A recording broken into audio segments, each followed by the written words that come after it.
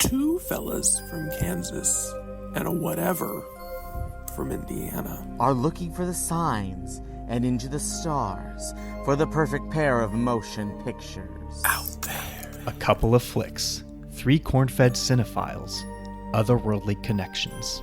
This is the Midwestern Crop Circle Double Feature.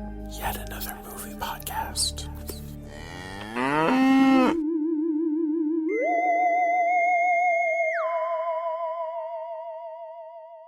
Everyone, welcome to the Midwestern Crop Circle Double Feature. Another movie podcast.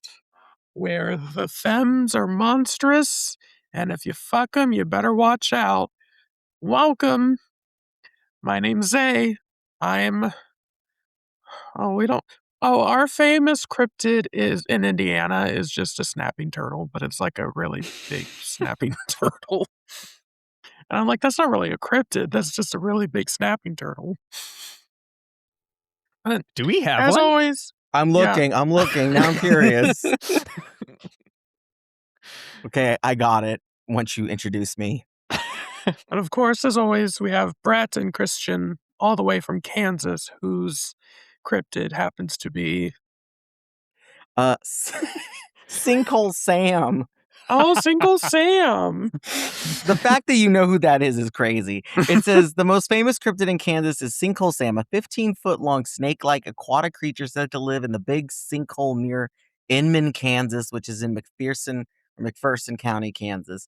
15 feet long, as wide as an automobile tire, with a fluked tail and a strange grin. Okay, well, there you go. The snapping turtle guy is named the Beast of Busco. Beast of Busco. Mm-hmm. I'm doing deep dives on these later. Does My every name's state have a Christian. state cryptid? Oh, for Probably. sure. I love that. And I mean, come on. We're all looking at like high quality videos of Jimothy as if he would not have been a cryptid 200 years ago. The place that I go paint at is doing a Jimothy painting next month, by Oh the my way. God. That's I beautiful. love that. And I'm like, we have fallen so far. What are we drinking tonight, by the way? As I chew. The Aldi brand kombucha with lemon and ginger. My tummy's been feeling a type of way. You had the devil's lettuce at Taco Bell? No, not that bad. I have my tummy's been feeling some way, but I had a salad yesterday, so cherry 7-Up. Listen to this. Oh yeah. So the Olipop era is over. Sounds Oh no, like. they're in the fridge. Just not for this recording. Not for this one. I decided to class it up. I've got some wine. Oh my Chile. God. Chile wine. It's good stuff. Okay. I want you to take offense to this. Mm-mm. That we were not invited to partake in the wine of this episode. And all I've asked is we have a repeat of that one from the old show where we drank wine. There's nothing stopping you from going out and getting a bottle of wine. This was like $12, I think. Oh, he buying cheap wine. Yeah, you said Chile, and I was like, oh, okay. And And we fancy Chilean sea bass, little Chilean wine. Like, dang. Budget Chilean wine. I guess. They didn't win the World Cup, so. I'm coming off of a 24-hour high, so we're almost there. And Yeah. I'm eating my dinner while we're recording this, so. I was just the correct amount of high to see that Elijah Peel Oh my trailer. gosh. Listeners, please, all 12 of you, look up Elijah Peel. The trailer is nuts. Brett, did you end up watching it? Not yet.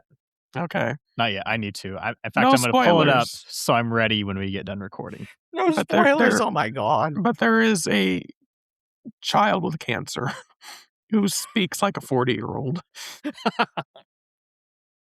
I thought it was Joey King at first. I'm not gonna lie. Like Joey King as Gypsy Rose Blanchard in The Act. And I don't know, that's maybe because on a recent road trip, we listened to a 2-hour podcast with Gypsy, with just us going, you killed her. You killed your mama. There's a lot going on in the movie world. The Odyssey's been out since we last recorded. It's true. Have we all seen The Say Invite? you've not seen it yet, have you? No, I haven't, because I was holding out for 70mm, and then it all got sold out completely. Sure it did. Sure It did. Mm. Like, it doesn't say sold out, and then I'll go, and it's like only the wheelchair seats, and I'm like, I can't buy those. You can sit on the ground. Oh my God. And you haven't seen The Invite either. No, because Lee was talking about wanting to see it, and now I'm realizing it's probably not going to happen, so I needed to see that as well. Oh my God. I You're know. behind. And yet you saw It'll- Toy Story, which is crazy. Yeah, I did see that. Who are Maybe. you? I You're don't not know. to say I remember. I also saw Supergirl. But in all fairness, Supergirl, I don't know if it's still playing in theaters this week, so I had to get to it. That's fair. Was it worth it? Not really, but whatever. No. I supported cinema.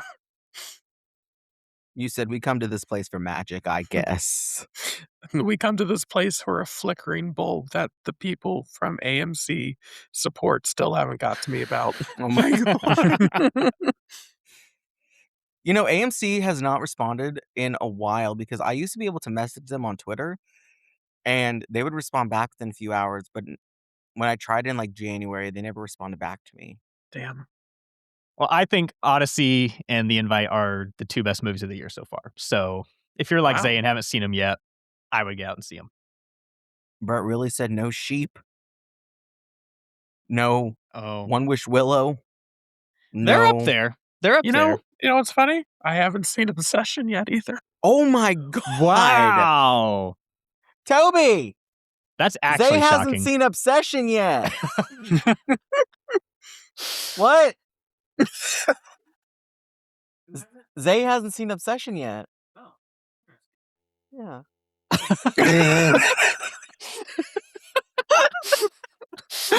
What did he say?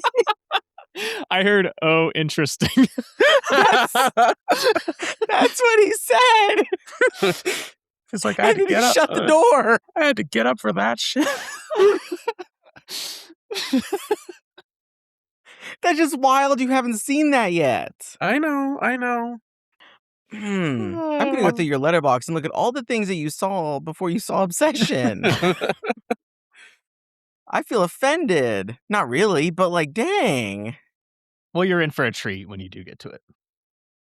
Which is funny because tomorrow I'm seeing Her Private Hell. Have you like not Oh. been spoiled at all? I mean, If I have, I don't know. I've been. Like, I know the premise when did it come out? a while ago. I feel Okay, like I need a May, date. wasn't it? I feel like it was around Memorial Day. Session. Maybe before. May 15th. Okay, so Okay. you were watching Leviticus. You went to see Airplane. You saw The Sheep Detective around this time. You're going You through watched all everything? of these George Méliès movies. Let's see. Yeah, you did a full Oh my day of that. God. You saw Bull Durham. You saw Hedwig. You went to see the Boosters. But you never saw Obsession. That is just crazy. I'm just surprised we didn't know this. I feel like I'm a bad friend because I didn't know this. And I didn't threaten you with watching it. It's too late now. It's on Peacock. Oh, is it? And you like I did see that. the cock. Oh, the 2010 Katy Perry song? Absolutely. Well, you also saw The Backrooms pretty late, too. But I did. Anyway, what are we here for today? Oh, it's my episode. That's right. we're here for movies that I'm glad that I can eat my ramen in peace because I don't know what the hell I'm going to say. That's a lie. I know exactly what I'm going to say. So I'm putting myself on mute while you explain these things. So here we go. And these are movies that are very easily explainable I can definitely do a to B conversation. One of them is very easily explainable. I'm coming back from my ramen hiatus here. One of them is, the other one I was like, what the hell am I watching? Oh, two masterpieces in my estimation. Hold up. No. We have a loose definition of the word masterpiece. Christian, go back to mute. So today's films, I picked out, we always do like one movie, then the other movie, and then we talk. But I think this time I want to talk about where the link starts. I picked these two films based on this. I've never actually read this book, but I know the kind of like I've read things that have mentioned this book, but I haven't read the book itself yet. The Monstrous-Feminine Film Feminism Psychoanalysis by Barbara Creed, where she basically talks about women's roles in horror films. It was published in the 90s, so one of these movies, Possession, was out. I don't know if she talks about this movie, but I imagine she would have. And the second movie we're talking about, Under the Skin, obviously came out a couple decades later. I don't know if she updated it or did like any sequels, but all right. Let's just start with the complicated one that Christian saw for the first time. And Brett also saw for the first time? Okay. Yep. And this was my 5th time watching it. This is Possession, directed by Andrzej Żuławski. Polish, if you could believe it.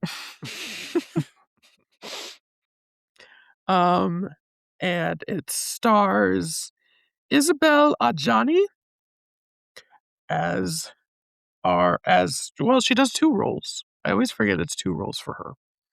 And the great late Sam Neill.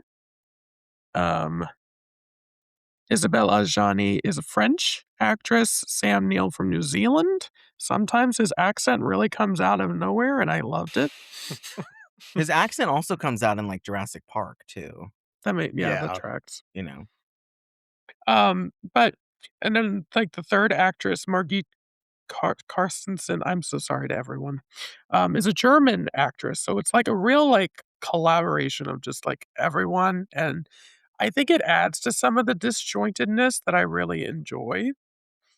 I don't know the nationality of Bob, their child. Just to get out there, I love that a lot of the things come around to them saying their child's name, which is just Bob. and they say it so many times. It's just a 6-year-old named Bob, and I'm like, okay. That's like my dream, to one day find a kindergartner named like Meredith or Karen or something. Shout out, Karen. All right. Now, here is my attempt at explaining the narrative of Possession, 1981. So, immediately we see this couple, Anna and Mark. They are clearly fighting. We don't know over what, but he has some suitcases. So, is he leaving? Is he coming back? Not sure. And then we do realize he is coming back from a long trip, but he has missed out on some things, including the fact that Anna is now seeing someone else. Mind you, they have a child together who is not being taken care of properly in the middle of all this. And so he's like, all right, I'm just going to go find a different place to live. He sort of stews into the madness. He comes back to visit his kid. He sees that the kid's not being taken care of properly. He's been like left alone to his own devices. He's just covered in jelly. No one knows where Anna is. I guess before that, I did miss the part where they like are trying to make up a plan in a restaurant, and it just turns into Mark going crazy and like throwing chairs and everyone being like, "Oh my god, calm down." And no idea, like some fancy Italian restaurant with mirrors. Um, Fast forward, he finds the kid and he's like, "All right, I'm staying here with the kid. You gotta go." And then he gets a investigator to try and figure out where his wife is going. Um, and that's when we get the first like kind of we first see this thing that she's seeing. We don't know what it is. We just know he's very goopy. But in a sexy way, you know? I think I'm like looking at the goop and I'm like, I can kind of see what she sees. Um,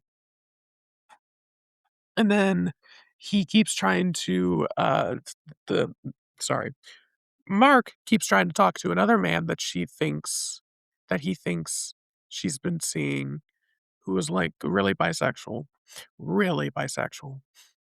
but also kind of looks like him. And he's like, I don't know where she is, and I've been trying to look for her too. I'm making this sound really like not exciting, but I'm trying to figure out all the places that I'm missing. No, You it's just- very accurate. That's You just have very to be there. accurate. You have to be there. Had to be there. You know, this happened to a buddy of mine once. I'm gonna be honest. This I really related to Bob. I'll get back to that. But so and then anyway, it just keeps going back and forth with like both partners just being completely mad and being destructive, either self-destructive, destructive of each other.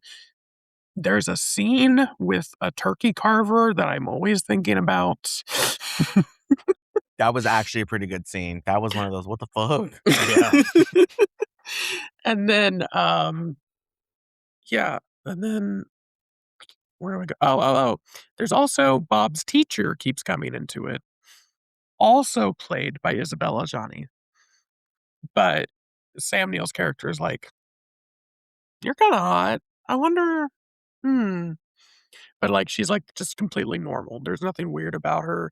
The only weird part is, like, she comes over and watches Bob sometimes, and I'm like, "If I was Bob, I'd be humiliated my teacher seeing me in the bath right now." Yeah. But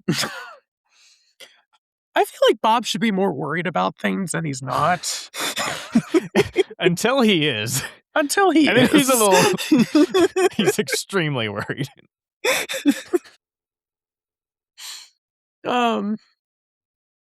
But yeah. And things just keep coming to a point basically of like people investigating uh Anna and her weird apartment with her weird lover, and violence occurring and more violence occurring until we just get to a very beautiful lovemaking scene that Portrait of the Lady on Fire could never recreate. It's mostly there's narrative, of course, but I would say this movie is a lot of vibes. Is All there? all of them bad. All of them are bad vibes. And This is like Marriage Story to the extreme. it really Mhm. is. So Yeah. that's what I was like, this story kind of reminds me of my parents. Um, Oh, Who- let's hear this one. who never got divorced, but they were never going through a divorce, but they were constantly like threatening a separation from each other, and we're seeing lovers on the side. Uh-huh. I we're was there for this story. You were I was. you were there for one of them. What do you mean? That was only Chris- one season? Christian, it happens every 5 years. Are we due for another one? Because it's been a while. No. The last time it happened was 2025. So- I wasn't there for that one. Nope, you missed it. You didn't tell. Oh, I missed the good stuff. So Anyway. you're Bob. My parents were very violent toward each other whenever they'd fight. And of course, not to the degree in this film, but I don't know. The metaphors and the analogies of two people who need to find a reason to stay together, even though them being together is nothing but the fire and dynamite. That's basically, yeah. So, and it's like, there's Sam Neill's character who's just like, I'm the father of the house. We need to figure this out. I have to stay and be the provider. And she's clearly on another level of, I don't love you. I love this new thing. And I'm not sure what it is. But it's only just taking over my entire life. And I need to figure it out. And therefore, she's like abandoning her child over it. Which can be a metaphor for plenty of things. Could be good dick, could be drugs. I mean, I saw the way she was taking that. It was Could be the threat of communism because this takes place in West Germany. Well, there's always that. But yeah, it's a movie that anytime I'm feeling a type of way, I just put it on and I'm like, they don't have it figured out either. Thank God.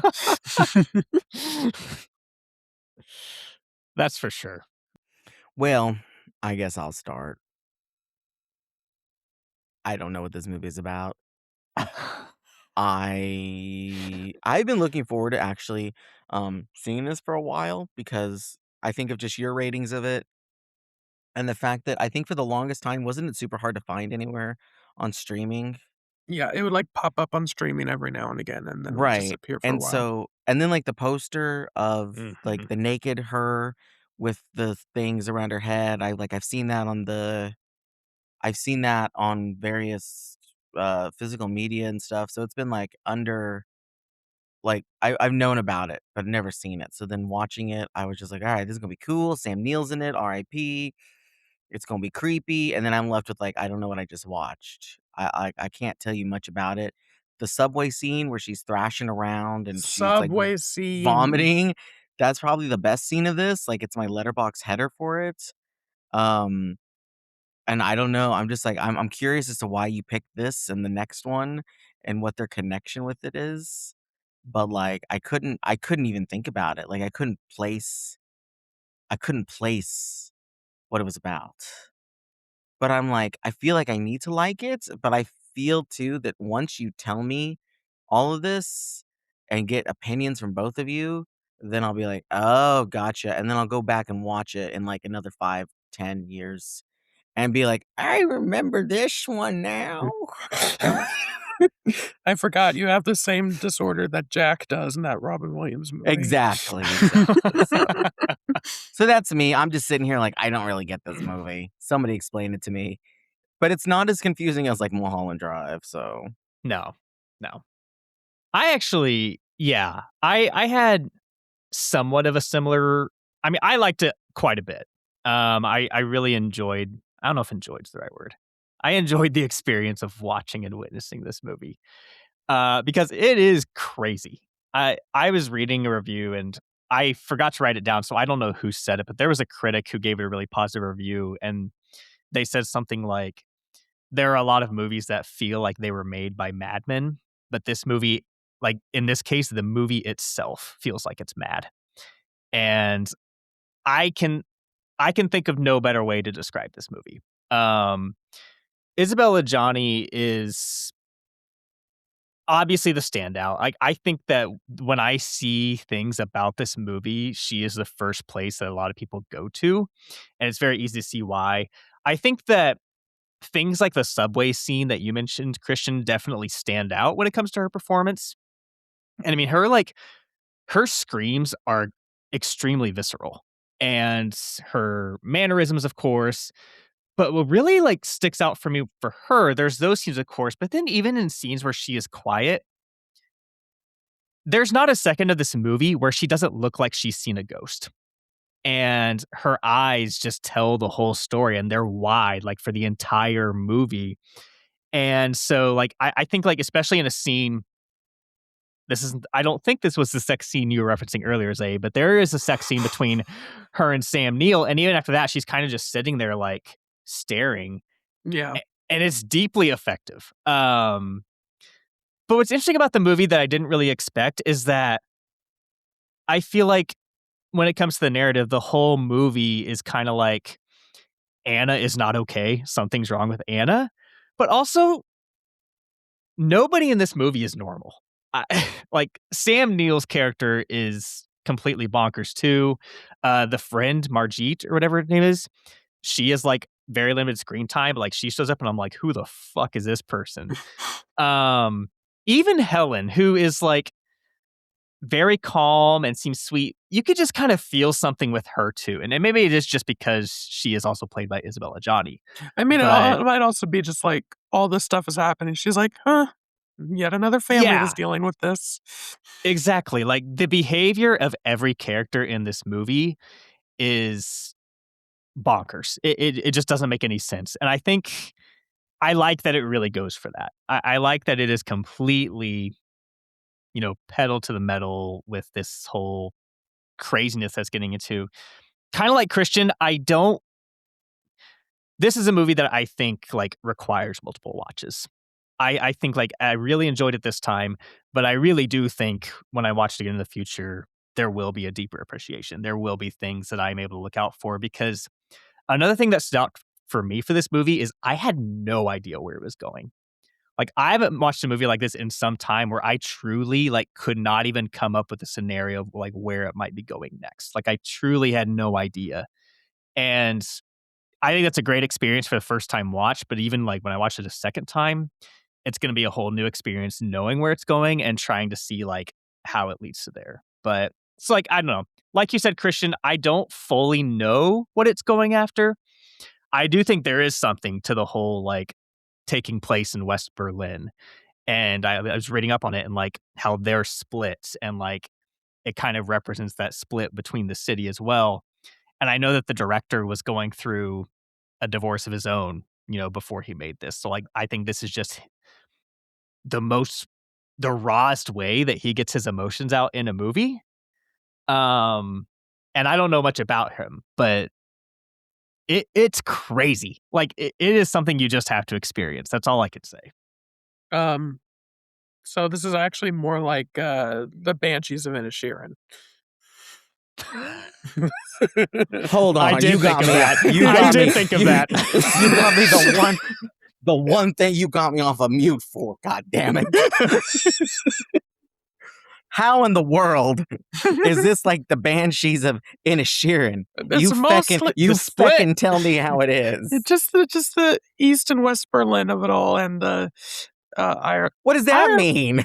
Ireland, The because Irish that's Civil War. the Irish Civil War is what the Banshees of Inisherin is about. Well, yeah. That's all I got.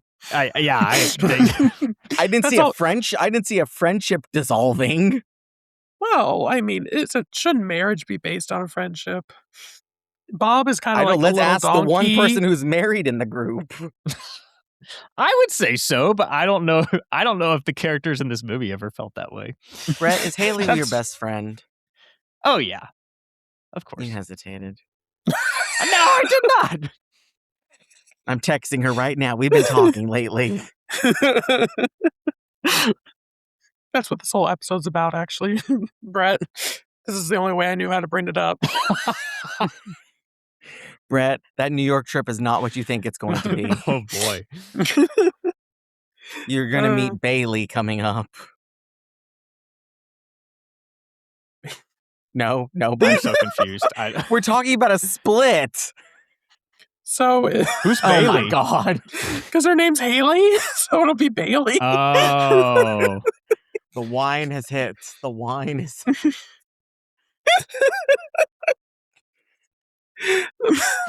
My favorite thing still is you do a dramatic, like, put your head back and the camera just follows it. I don't know why my camera's been doing that.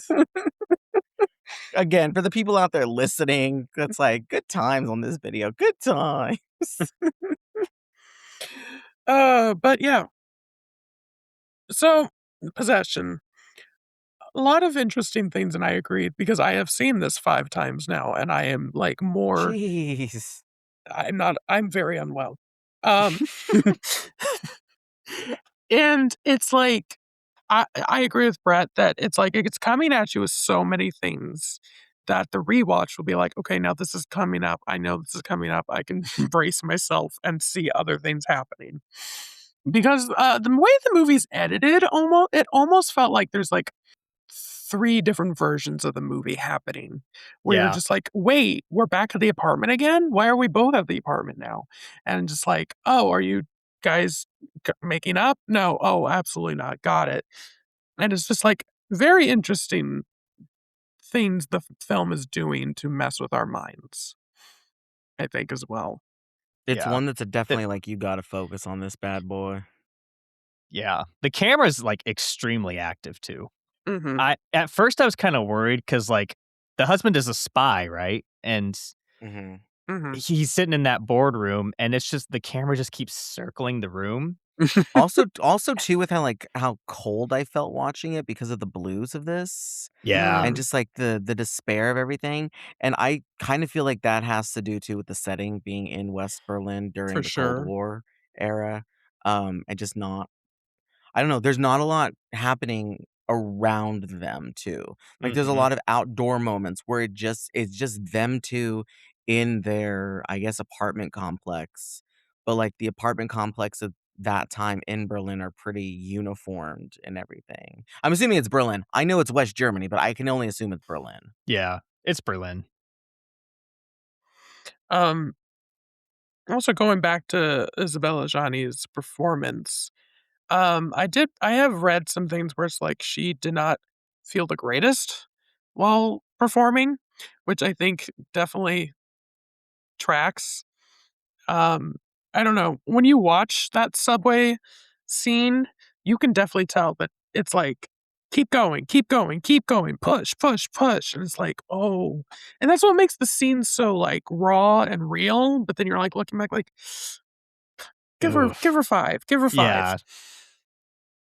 So it's like always that other thing with film where you're just like, it's real, yes, but did we have to push her so hard?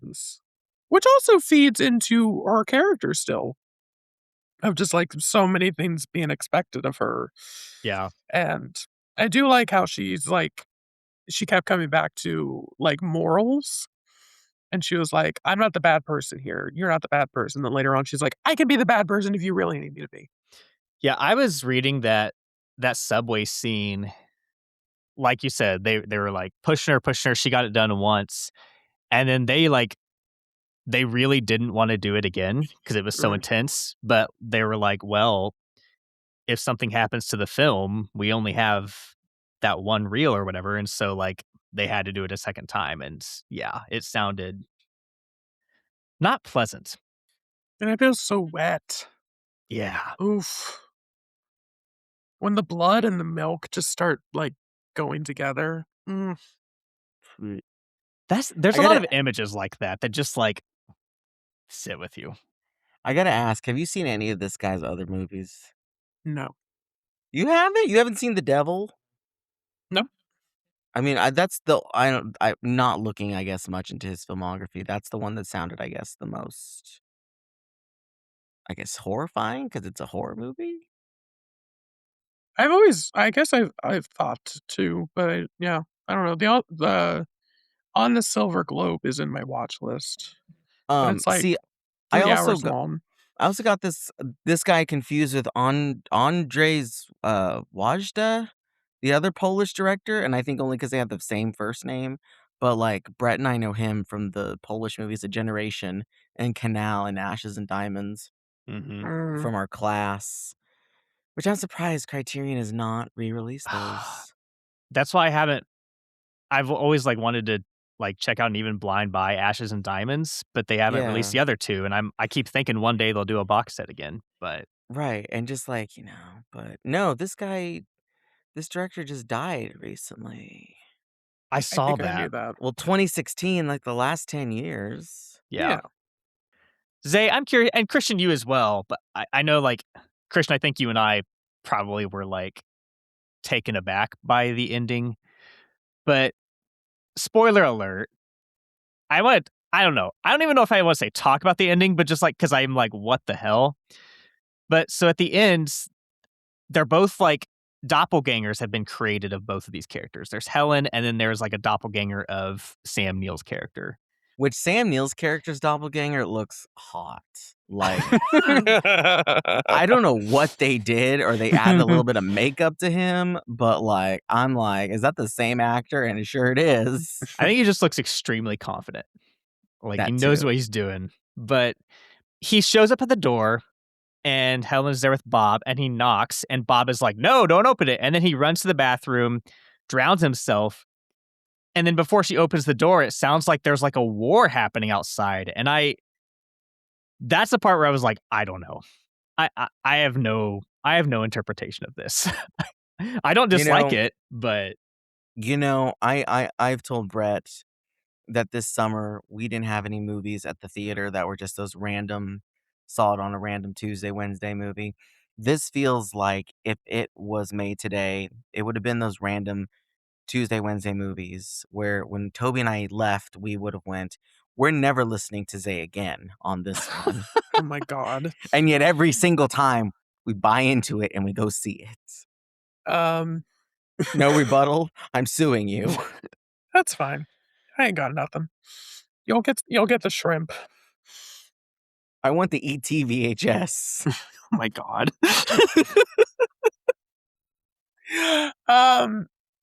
But yeah, I think, I don't know, when you speak of it that way, I'm like, it kind of feels like, also going to my childhood trauma, biblical, like rapture-ish of just like all yeah. hell's broken loose because here's the new Adam and Eve. Of course, that's I like that. a really artsy reach, but I could see like something like that happening for the first time, and we're like, the end of the world sounds like a good call. I like that because they're both like super quote unquote idealized too. So yeah. This review is interesting because I never thought about this, but possession could be seen as a treatment of hysteria, a symptom historically associated with women, but diagnosed in men as well. Mm. It says more of the hysteria here manifests in Anna, but there is plenty in Mark as well. Oh, absolutely. It's like every scene where he's like rocking in that fucking rocking chair. Oh. Oh, there was the one scene where he's talking to his boss or something and he's in the swivel chair. Yeah. That one? Yeah, because I'm like, that just stuck out to me because normally in those kind of scenes, you just be sitting in the chair and stuff. But he's doing what I would do. Like when I'm in an uncomfortable situation like that, I would move around that much. Yeah. That stuck out to me too. But I think that is, and we'll start slowly moving to the next movie, talking about the themes of the monstrous feminine, where obviously he's doing bad, he's not doing well, but she is the one that is like outwardly, like really going above and beyond, Yeah. like especially in the subway scene, especially she is the one who is seeing this mysterious stranger. Like, for everything he does, she's doing at least twice as much. And I think that really, I don't know. I guess in terms of a binary of male and female, where the male, he can show bigger signs, but that's just what we expect of a man to do, is when he finally feels that emotion, he's just going to be out of it. A Yeah. woman, however, she needs to be doing all of that for someone to be like, I don't think she's okay. And so I think that's what makes me find that very interesting, that it is a dynamic of a relationship where two people are definitely not well, but she has to do far more for it to make get anyone's attention. Yeah. That makes a lot of sense. Because I think a lot of his actions are out of anger as well. Oh yeah. Like when he's doing something above and beyond, it's because he's angry. And she's just in distress or hysterical, as Christian brought up. Yeah. So this is getting a remake? Yes. Oh, yeah. I wanted to talk about, well, not really. Yeah. I will say I hate that this movie is being remade, but Margaret Qualley is in the lead role. And if you were ever going to recast this, you couldn't get more perfect. That said, the Sam Neill role is being played by Callum Turner, and that I'm like, no. I don't see like it, him. I like him. I don't dislike him, but I just like this role. I don't see it. I don't dislike him, but I've not been impressed by him. I think I'm in a similar boat. Because, Brett, did you end up seeing Rosa Nevada? No, it hasn't We been were here just yet. talking about that. He's definitely the weaker part, I think. He's not bad. He doesn't, like, take me out of the movie, but I'm also like, Dua Lipa's husband. What do you mean, Dula Peep? What? Yeah, they're married. Yeah, they're married. Gas! I didn't know this. That's He's married to crazy. Dula Peep. Because that's the only way I knew about him. He's a good in Eternity. I mean, he's not like the best part. I think he's fine. I think they rely too much on he's the handsome one, isn't he? And I'm like, he's okay. And obviously I haven't seen the Purge sex movie yet. Oh no. I do want to see that. Brad I'm not saying it's too. going to be good, but my friend saw it at a screening, and I asked so many questions.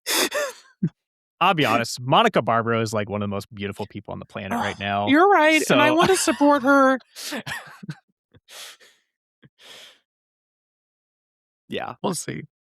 The other thing about Eternity, not to stay on this topic, but like, I agree. Like, I think he's good in it, but he's also not holding a candle to anybody else in that movie. Like Miles Turner, or Teller. Miles Turner. Sorry. Who's Miles? Oh, now I have to look this up. Teller.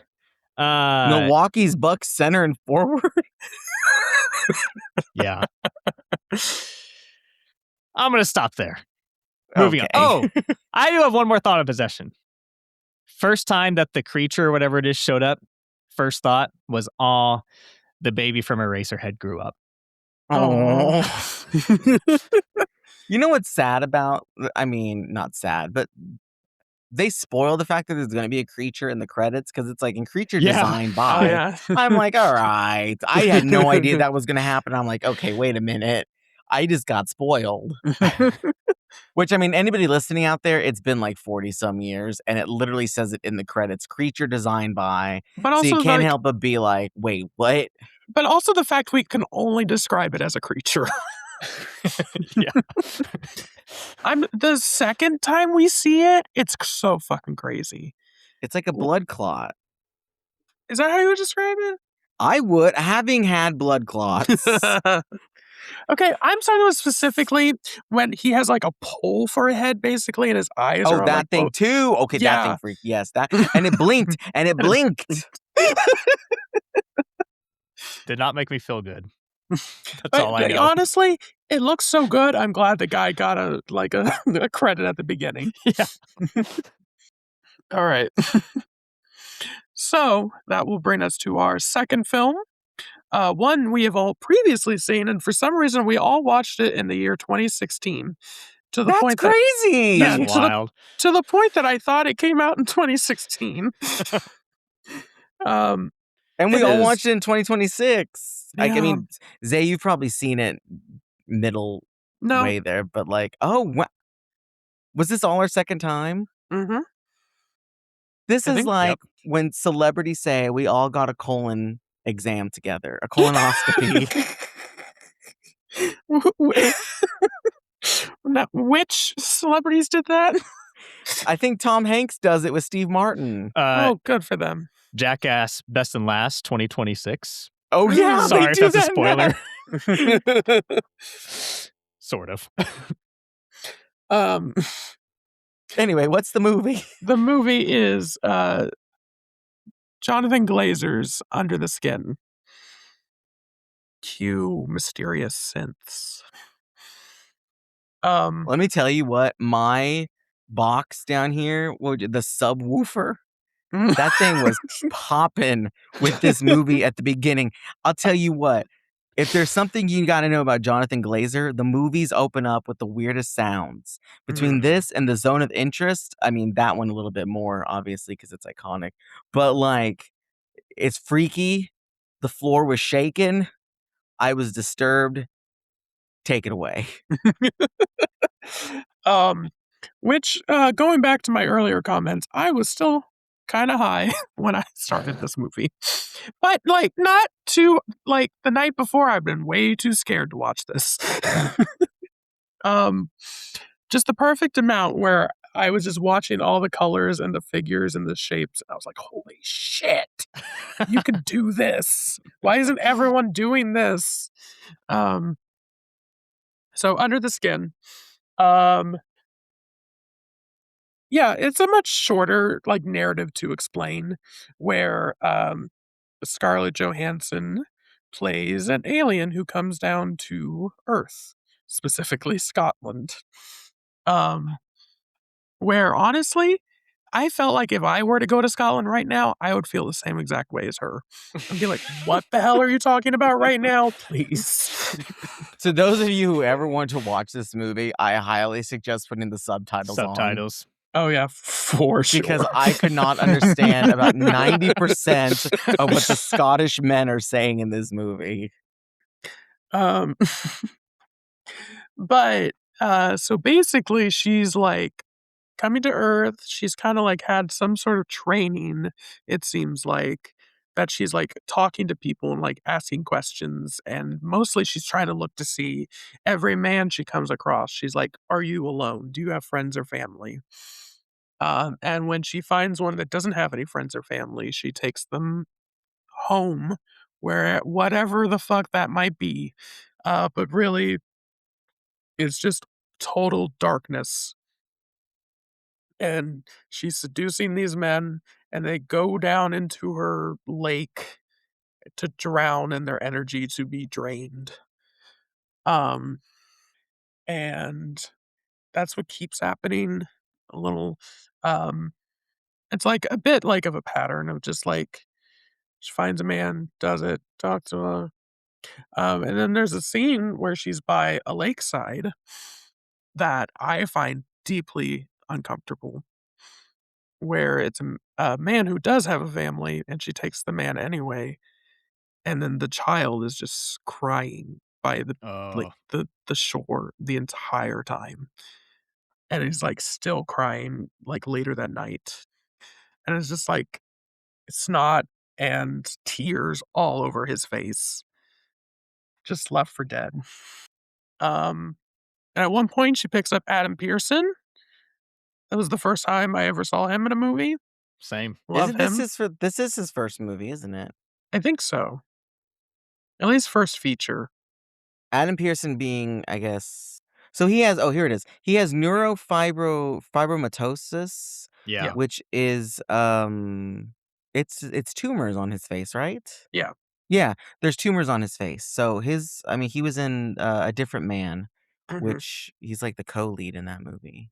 Basically. Remarkable in it. Yeah. He's amazing. He's also in It's fine. Chain for Life, which was that director's other movie with him in it. That's also very good. But yeah, Adam Pearson's character gets to escape after we see Scarlett Johansson's character, by the way, does not have a name. She's just woman or lass. I mean, she's a Scottish lass there. But she's starting to be distracted by her own physical form. Basically, is how I would. Yeah, she's becoming more aware, I guess, of her body. That's when she finds another man. This one's different though, because she goes to his place, and they like start to have sex, and it really bothers her. So that she's like, the main one I remember is her taking the lamp and like looking down at her vagina and being like, "What the fuck is happening? What is this?" Yeah. And some like nightmarish sequences where like a bunch of men like go after her van. This one is much more style over narrative. I guess both of these are, but more style than narrative. This one's kind of just a clean narrative, I suppose, but it's not like plotty. Is the main thing I would take away. There's definitely a lot of scenes where we're just like looking at what's happening. Like the scene where she takes one of the men and he like we watch him drown. that's a good few minutes of just us watching the process happening, which is really cool. Um, it's a beautiful film, just looking at all the colors, all the stuff. The film ends in a way, um, not to completely spoilerize it, because we don't really need to go into this as much, but it turns to a very darker place for the character we've been following this whole time. Slight trigger. Look into that if you need to. Um, but mostly just turns into her vessel being destroyed. So yeah, I hadn't watched this in 10 years. I found it to be a really good rewatch. Especially understanding more of like who Jonathan Glazer is as a filmmaker. Um, and just how versatile he is, I think. And also to point out how good Scarlett Johansson is when she is given a role where she's not. Well, I guess there probably was a green screen in this one. I don't know what her excuse is. I was reading the kind of the behind the scenes of this where because a lot of this is filmed just without people knowing, but it said that filming with Scarlett just on the streets of Glasgow, a lot of people didn't really say much because they couldn't believe it was even her. Hmm. I Like, saw and that too. you can tell that this is filmed in such a way that I would know that I'm in a movie. And like there's one point where just a bunch of people up to her and I'm just like at some point I would be like, "Aren't you Scarlett Johansson?"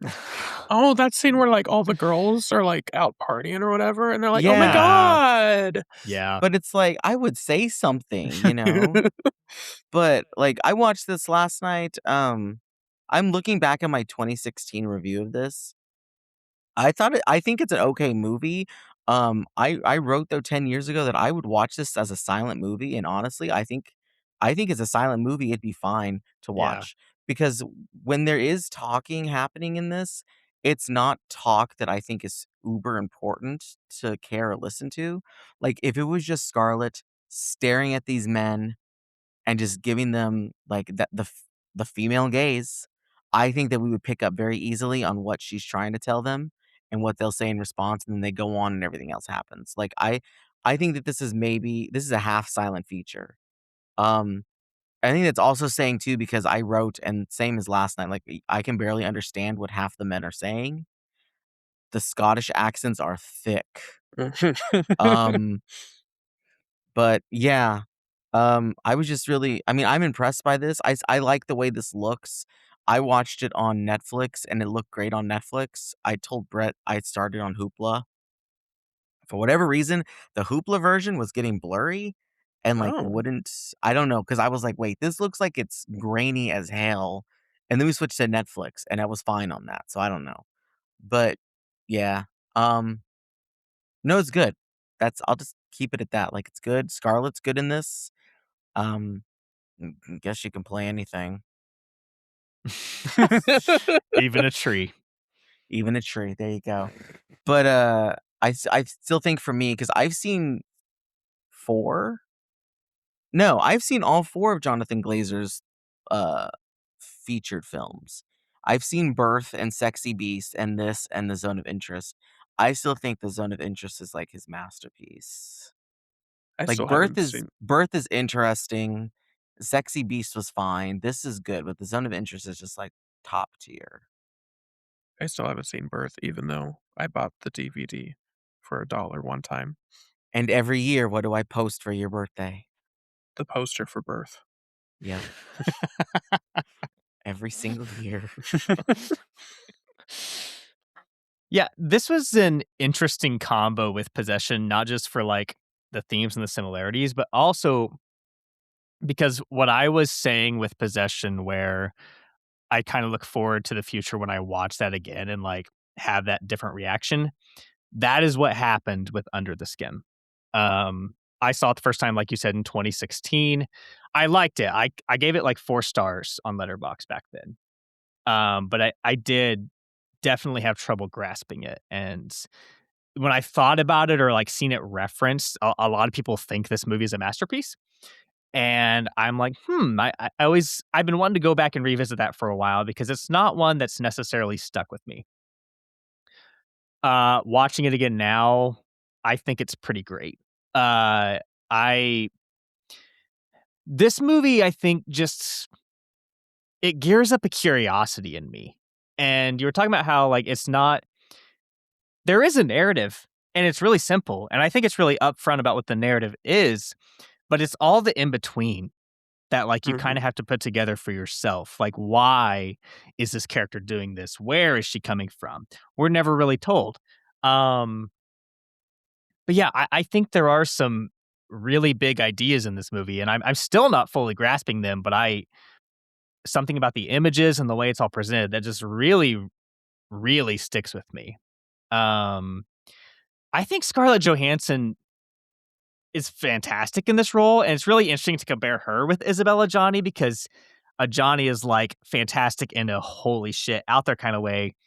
Like you said, Christians, Johansson has very few lines in this movie, and usually it's her seducing these men.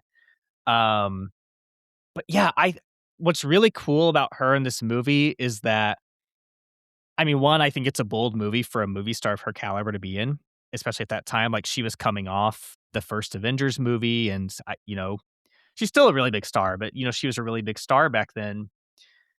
And also, when I'm watching her in this movie, I don't feel like I'm watching a movie star, and I think it works better for that reason. Um, but no, I think the images, especially the scenes where she is taking the men back to her room or whatever you want to call it, are just so simple yet remarkable. Those sequences are it's just unbelievable. The only thing I can really compare them to is the Stargate sequence in 2001, which is completely Mm. different too, but Mm. like just that sense of kind of like experimental and we don't really know exactly what we're seeing, but also like this when we see that guy the first time and all of a sudden he just and Oh is like yeah.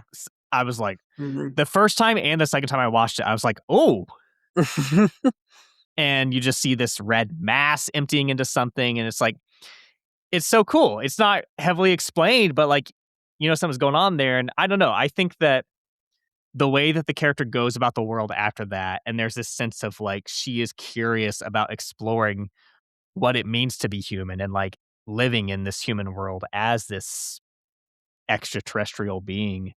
Um it's really really fascinating and it's a really beautifully shot movie too. I mean it just looks amazing. So I really really liked it on rewatch. Going back to Christian talked about the filming of it. When they're in the mall, I didn't know that the way he was filming was like people didn't know. And so I was like, "Oh, this feels so natural." Yeah. Now it makes sense. But at the same time, it's also kind of incredible that no one just ran into him because that mall was packed. I didn't know that either until I was looked it up after I was watching and was reading up about it. Last night I was talking to my brother and I did not realize that this is one of like the first 10 A24 movies. Mm, And it's like 10 years ago, I never would have really put two and two together. But like thinking that Spring Breakers and The Bling Ring were like the first five of that. But then this comes in like the first 10 of it. And just like think about that, like where we are with A24 these days. mhm. Like I don't consider them much anymore of like the small independent company because they open now pretty wide release of things. And they are most like, I don't know, like Materialists and The Invite are not movies they would have done back then. No. And the Yeah. fact that they have their own boutique label of product that's like I what do I own? I own Moonlight on just a Mhm. random Blu-ray, but nowadays Moonlight would be on that fancy box Mhm. that they always have that looks nice. It's like, look how far they've come. And something with like this, um, how I mean, honestly, this is a small film. It says it was a box office failure. It only made 7 million on a $13 million budget, but The Zone of Interest was his other A24 film, And it's like, I have this on a DVD I got from the library. I got the Zone of Interest on a 4K Blu-ray back here on my shelf. Like, Yeah. yeah. I'm glad you brought that up because I was thinking about that as I was watching. Because before I started watching, I was like, is this an A24 movie? Like, I kind of feel like it is. Turns Yeah. out it is. But like, I was trying to think the first time I was like aware of A24 in the studio as a studio, I think was The Witch in like Oh, early yeah. 2016. Yeah, because at that point they were The Witch, Swiss Army Man, Moonlight. Yeah. And then So they Moonlight went on and won Best Picture. And Yeah. so they're Right. just like, look at us. We did it before Netflix did it. Yeah. So I guess then I'm just like looking at, again, going back to my idea about the Monstrous-Feminine. I do think that her being an alien, but choosing to look like a woman and a very desirable woman was obviously a tactic in order to lure in these men for whatever her bigger purpose was. Again, we don't know. I like that a lot, honestly. Do not explain this shit. It's so much creepier if I do not know. But like I understand. Like it's a very interesting tightrope that works. Is we don't we don't know anything, but we have an understanding of how things work that we're still following. Um and I think her staying on Earth long enough, she began to understand what it is means to be a woman and amongst this world of men. And that's how we can slowly see her mindset changing and how she becomes more self-aware in this body she has made for herself. Um, and I think that's not different from Anna in Possession in a way that I mean, she literally forces herself into a miscarriage during that subway scene. She's just come to a very delirious point in her life where she's like, I need to be as destructive as possible in order to not have another child. And in that way, she is able to take control of her own body in a way that she would not have otherwise. And I think that's kind of the two dynamics of a, a human woman trying to figure out how to become more than herself, giving into these monstrous outsiders, and then Scarlett Johansson being a monstrous outsider, being infected by the ideas we have for women on Earth. I like the way you put that because I was thinking about how, and this is something I read as well, but like, women moving throughout the world, they have to be on the lookout in the way that the men in Under the Skin should be on Hmm, the lookout. And so it kind of sure. reverses that in a way. But yeah, I also think there's something about how incredibly easy it is for Johansson's character to lure these men into where they're going, which is through a really disgusting looking like apartment building type complex. Sure. Um, but no, yeah, I'm not one just I can't definitively say this obviously, but I don't know. I think when I was watching Under the Skin, I was like had that idea of like, huh, this feels like something like what it's like to be a woman moving through the world that we live in. And especially the way it ends and what it comes to, especially like Scarlett Johansson being a very conventionally attractive woman, Mhm. I think that comes through quite nicely. Well, I guess that you could say, Brett, you had your moment of you became Ken. There we go. You finally understand the Barbie movie. You know, all I was interested in was the horses. And then Scarlett Johansson had to come in and change my worldview. But Now your Mojo Dojo Casa Dream House is simply now your house. yeah, I think the biggest thing was I was trying to figure out what the commonalities here of these two things were, and you two explained it very well now. So it's like I get it. And one day I'll go back and watch Possession with new eyes because now I can I guess, understand it in the best way possible. Just think about the summer of 2020 when you watched my parents' drama go down. Okay. I tell you what, that was so fun. Like, I learned so much. Can we say their names? Let's not. Okay, I knew so much about Betty and Bob that, like, I felt connected to them. Anyway, that's that. Shall we read other movies that could fit with this? Let's do it. Okay, here we go. The Brood, David Cronenberg movie. Another divorce movie. Divorce movie. I thought about the scene in the subway. I thought about her having this miscarriage, and then also like in The Brood, the woman having to give birth to all these like evil little creatures. I thought there were some similarities there, especially with the body horror. Speaking of body horror, if we're talking about movies that really put women at this is what women should be, so let's change ourselves. The first one here we have The Substance. My God, one of my top like 5 theater experiences, by the way, of just like, whoa. And RIP my dad, Mario, but like, I remember I made him go see that. And he was like, what the hell did I just watch? I would say that is probably my favorite movie that I've like sat down with Haley and watched her witness for the first time. Oh my God. When we watched it together, I was like, oh, this is great. Because Toby and I always sit on the bottom at Town Center, right? And it's always like us two, then the two where the wheelchairs would go, and then the other 2 seats.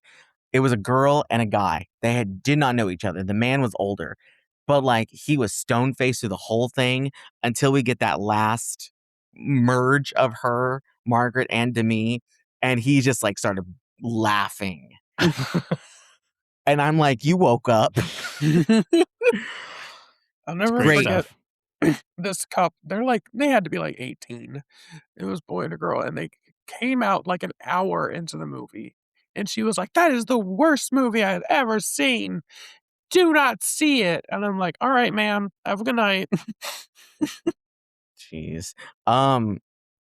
But I guess, okay, so this is now upsetting me because I cannot do this double feature because I was going to do The Substance and this next one, but it feels too much like what we just talked about. Do it. Well, one day maybe. Someday, but the Substance younger sister, actually it's grandmother, I guess, in this case, but it is Death Becomes Her, which is like, if we're talking about what women's expectations of themselves are forced upon them by Hollywood, in this case, it's Death Becomes Her. I mean, Robert Zemeckis, it's hilarious. Meryl Streep, Goldie Hawn, Bruce Willis, Isabella Rossellini. Like, they undergo so much transformation in this to be young again and everything. And yeah, it's great. I saw the musical last year. The musical is also great. So. Great. Love it. I put Begonia on here because more so with like Under the Skin. Sure. Oh yeah. Yeah. Good call. Yeah. I put down Black Swan. I can see it. Yeah. Especially with Possession. Yeah. Yeah. I got to see that last year in IMAX. That was good. Ooh. I also shout out to my father, Mario, R.I.P. He took me to go see Black Swan because I begged him to take me to see Black Swan. Like back in 2010. Back in 2010, right after finals were done. So it was December because I said, I think she's going to win an Oscar. I predicted everything back then. And we went, and it was another one of those, what the hell did you just make me go see? Which we can also put on the list, The Tree of Life, because I'll never forget that he left for a little bit. And later that night, my mom was like, he called me and said, what the hell is he watching? I'm glad that Mario is to you what you are to me. Yeah. Oh. I don't know. Because you're like, what the hell are you making me watch? And Oh I'm like, my God. Could you imagine making Mario watch Possession? He would have been like, I know he would have said, I thought that was going to be about a woman possessed by the devil. It was not that at all. Oh my God. Oh, keeping the legacy alive. Okay. I put this down because I was thinking of the scene in Under the Skin where she's checking herself out. And it's kind of like she's having the existential crisis of like, what is she here for? What is this world about? But I did put Barbie down. Yeah, that's fair. Nice. Because, I mean, Barbie questions who she is and is she just more than a doll and all that. That makes sense. You know? I saw Barbie on there. Yeah. I was like, but then you described it nicely. That makes sense. Yeah. So I'm like, I have reasons. Okay. A movie that every time. Oh my God. This is the movie that made Toby and I really question, should we listen to either of you sometimes? But it is Teton. Love A movie that Teton. I really don't know how to explain. I cannot think of Teton without like chuckling to myself because I just can't help but think of Spike Lee reading it off at Cannes when it was supposed to be the last award. Oh my God. And he just walks up and he's like, best film goes to Teton. And they hadn't even done everything else. Oh, Spike. Love it. How could you, Zay, explain Teton to our listeners as like in a one sentence? Exactly. Imagine if our bodies were like cars. Makes you think. Ka-chow. Oh, geez. Speaking of bodies, I put Jennifer's body. Mm-hmm. Perfect. Which, yeah. Monstrous-Feminine. And then going with the real divorce thing, we talked Marriage Story, but what about Marriage Story's granddaddy, which is Kramer versus Kramer? I was thinking about that like as we were talking through, like, oh, Possession is like, oh, you thought Kramer versus Kramer was rough. You just wait. Right. Because, I mean, sure, Dustin Hoffman can fling a plate across a wall, but can he do what they did in Possession? Really, the movie that I guess double features pretty well with Barbie, and I think a lot of people compared it to in that same year about what is a woman here for, and specifically this woman, but it is Poor Things with Emma Stone. Yeah. I think like a woman exploring her body and yeah. Mm-hmm. I love Poor Things. Nobody else? Okay. I quite like Poor Things. It's good. I love it. Don't necessarily agree with Emma Stone's second Oscar, but that's a whole other podcast episode. Another one about a woman transforming literally into a monster, but it is Ginger Snaps. Good one. Brett, have you ever seen Ginger Snaps? Nope. Oh my gosh. Brett. Add it to your list for Halloween. I might do that. It's good. It's obviously on the surface level, it is a werewolf movie, but it's under the surface, it's very about transformation. Puberty. Yeah. It's I like good. that. We have a movie called Teeth, which I remember watching this in high school. I've heard of this. Good. I haven't watched it. How would you describe Teeth in one sentence? What if a girl's vagina had teeth? There you go. That's what I understand the movie to be, having not seen it. A movie that Zay made me watch years ago that I was like, what the hell? But at the same time, it's actually a really good movie. It is, and I'm talking the French version here, not like the remake, but it is Martyrs. Anytime someone brings up Possession's remake, I'm like, remember when Martyrs had a remake? Are good. No one remembered it. Explain Martyrs in one sentence.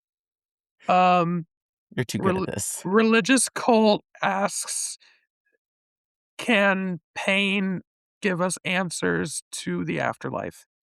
Zay, to your point, I had no idea Martyrs had a remake. Oh, really? See? Yeah. Yeah. I've never seen it. Not a single defender of that remake. Yeah. The French one is great. Actually, I'm going to look up because I kind of feel I know a defender of it. So somebody read the next one while I research this. I put this one on as we were talking because, Zay, what you were talking about made me think of it. But A Woman Under the Influence.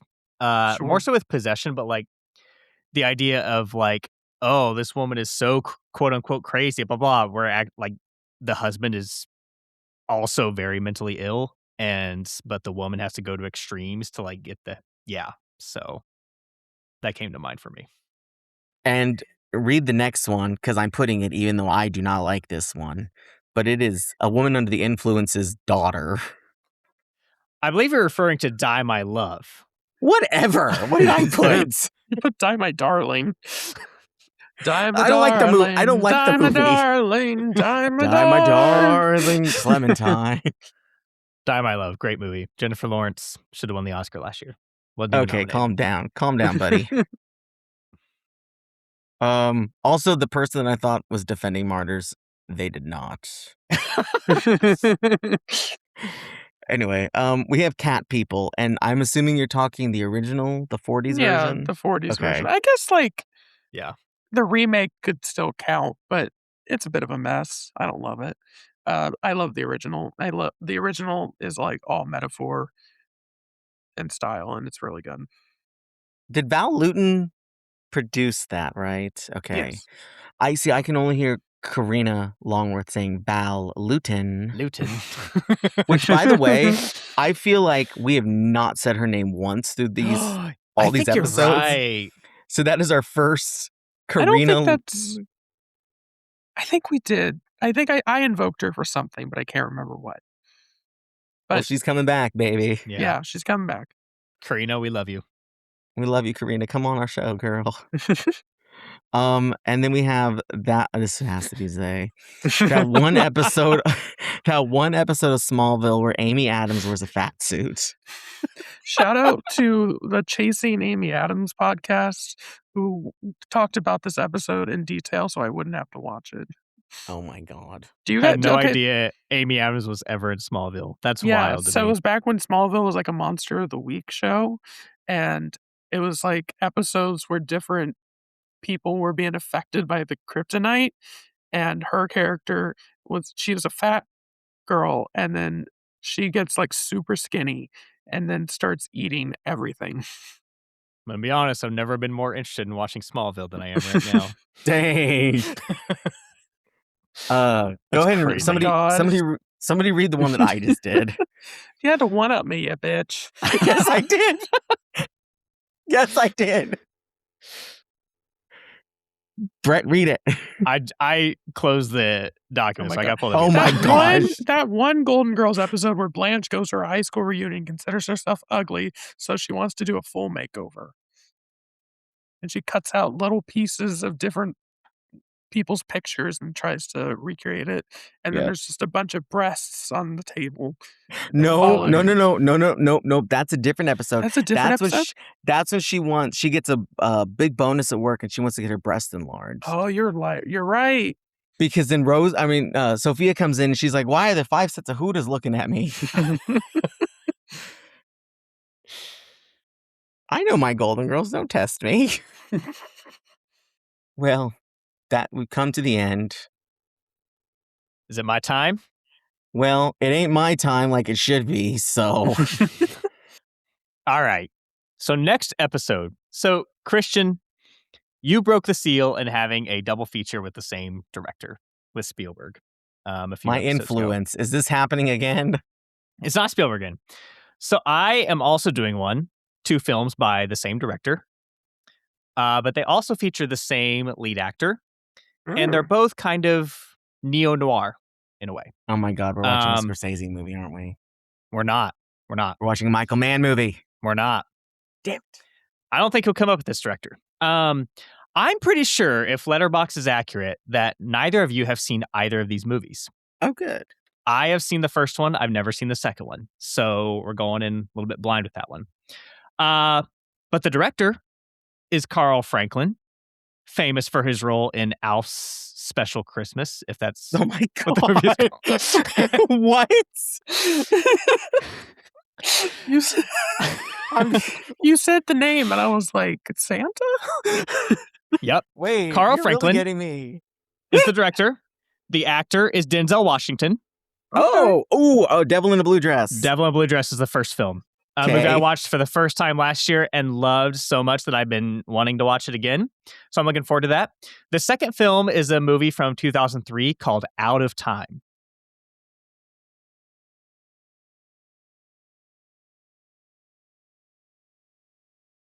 So it's a Denzel double feature. Which is nice because I Huh. just watched Mississippi Masala for the first time and I loved it. I wanted to talk to you about that. That is a very good film. It's so good. And the director of that is the mother of the New York City mayor, which is the crazy part.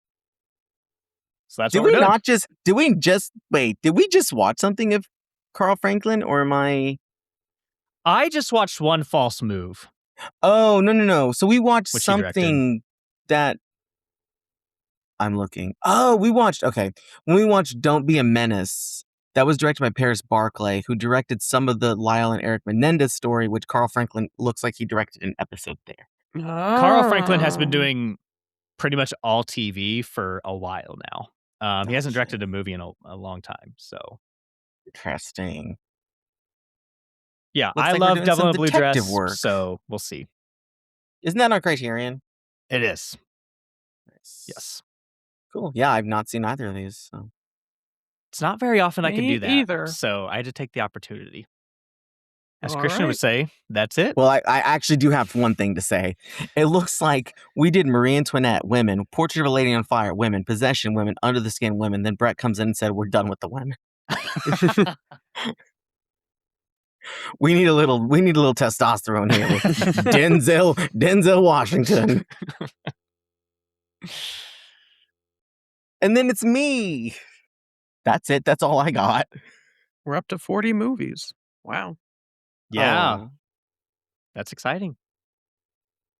Shout out to all our listeners. Thanks for tuning in with us every time we have a new episode. Thanks for watching these movies too. If you actually do watch them, Yeah, totally. we're sorry about some of them. I'm not. Zay will You not don't wanna- apologize for music. Thank you. I was just about to say that. I have the most to apologize for. Especially music. All right. Goodbye, y'all. Bye. Bye.